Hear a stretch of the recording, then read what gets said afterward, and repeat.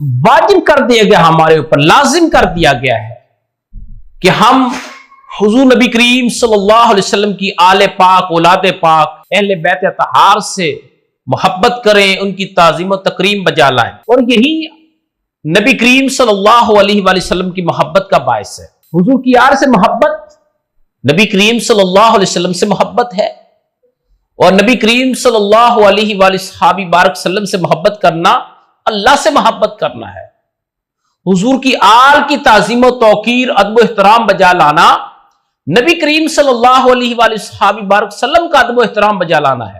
حضور علیہ السلام کی تعظیم و تکریم ہے، اور نبی کریم رؤوف الرحیم صلی اللہ علیہ وسلم کا ادب و احترام، تعظیم و تکریم اللہ رب العزت کی تعظیم و تکریم ہے۔ اس سلسلہ میں حدیث ہے، امام ترمذی لائے ہیں حدیث پاک، یہ جو محبت ہے اس کی نبی کریم صلی اللہ علیہ وسلم نے ترغیب دی ہے، ہمیں اس کا ہمیں حکم دیا ہے کہ اہل بیت سے محبت کی جائے۔ اس حدیث کو حضرت عبداللہ بن عباس رضی اللہ تعالیٰ عنہما بیان کرتے ہیں، حضور نبی کریم رؤوف الرحیم صلی اللہ علیہ وآلہ صحابہ بارک وسلم نے فرمایا، احب اللہ لما یغزوکم من نعمہ، فرمایا کہ اللہ سے محبت کرو اس وجہ سے کہ وہ تمہیں اپنی نعمتیں عطا فرماتا ہے۔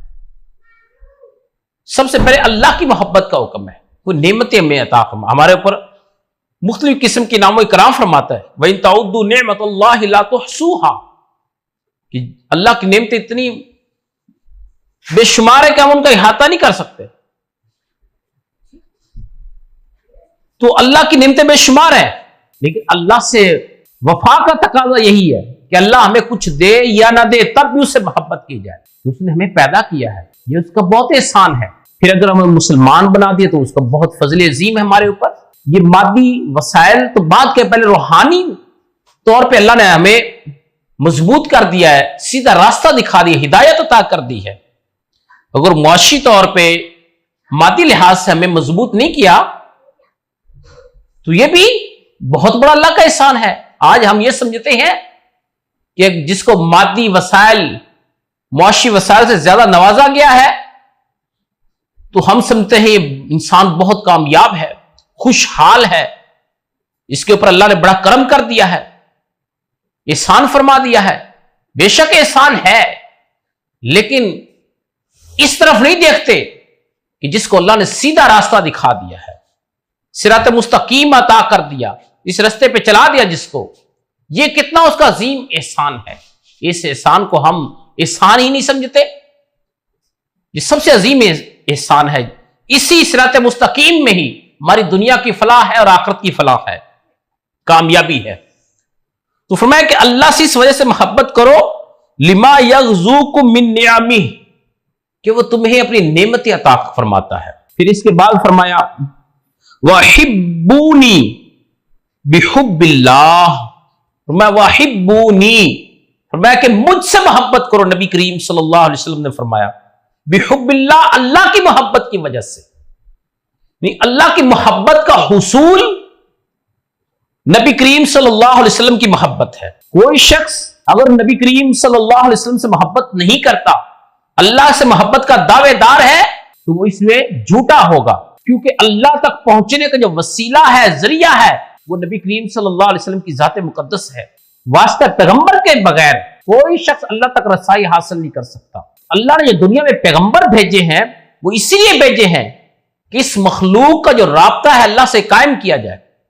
پیغمبروں کے واسطے کے بغیر کوئی شخص اللہ کو نہیں پا سکتا۔ اس کے لیے اللہ رب العزت نے سورہ ال عمران آیت 31 میں بھی ارشاد فرمایا، قل ان کنتم تحبون اللہ فاتبعونی یحببکم اللہ، فرمایا کہ نبی کریم رؤوف الرحیم صلی اللہ علیہ وآلہ صحابہ بارک وسلم آپ فرما دیجئے، ان کنتم تحبون اللہ، مگر اگر تم اللہ سے محبت کرنا چاہتے ہو، اللہ سے دوستی کرنا چاہتے ہو، اللہ سے تعلق قائم کرنا چاہتے ہو، پھر اس کا راستہ کون سا ہے جس کو اختیار کرنا ہوگا؟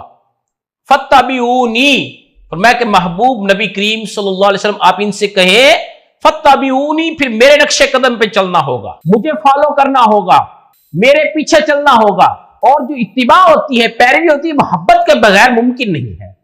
جس سے انسان محبت کرتا ہے اس کی پھر اداؤں کو اپناتا ہے، اس کے طور طریقوں کو اختیار کرتا ہے. تو فرمایا کہ نبی کریم صلی اللہ علیہ وسلم کی اتباع محبت یہی یحببکم اللہ، تمہیں اللہ کی محبت عطا کرے گی. پھر اللہ اس شخص سے محبت کرے گا. میں تم سے اللہ محبت تب کرے گا جب تم حضور نبی کریم رؤوف الرحیم صلی اللہ علیہ وسلم کے بتائے ہوئے طریقوں پہ چلو گے. پھر تمہیں اللہ ملے گا، اللہ کی محبت ملے گی، اللہ کی دوستی ملے گی، اللہ سے تعلق تمہارا قائم ہوگا. وَيَغْفِرْ لَكُمْ ذُنُوبَكُمْ، تمہارے سارے گناہ بھی معاف کر دیے جائیں گے. تو یہاں پہ فرمایا وَحِبُّونِي بِحُبِّ اللَّهِ، فرمایا کہ اللہ کی محبت کی وجہ سے مجھ سے محبت کرو، کیونکہ میری محبت اللہ کی محبت تک پہنچاتی ہے. پھر آگے فرمایا وَحِبُّ أَهْلَ بَيْتِي بِحُبِّي، فرمایا کہ میری اہل بیت سے محبت کرو میری محبت کی وجہ سے. اگر تم میرے سے محبت کے دعوے دار ہو تو میرے تک میری محبت کیسے حاصل ہوگی؟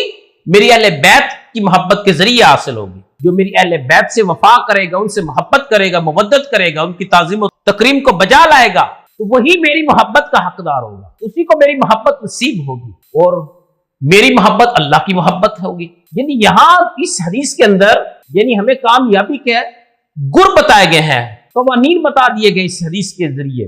اللہ کی محبت کیسے ممکن ہے، اس کا حصول کیسے ہوگا، اس کا راستہ اس حدیث میں بتا دیا گیا. اس حدیث کو امام ترمذی نے لیا ہے اپنی سنن میں، کتاب المناقب میں لیا، باب مناقب اہل البیت النبی صلی اللہ علیہ وسلم. اور امام ترمذی کہتے ہیں ھذا حدیث حسن، یہ حدیث حسن درجے کی ہے، اس کا سٹیٹس حسن ہے اس حدیث کا.